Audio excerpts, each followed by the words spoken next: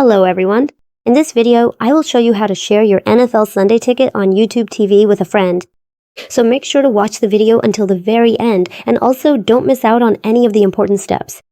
Alright, so let's begin. First, sign in to your Google account.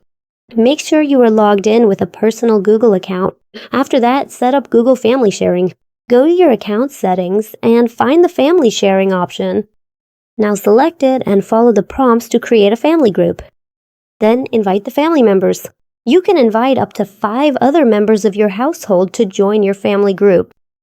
Invitations can be sent via email or text message.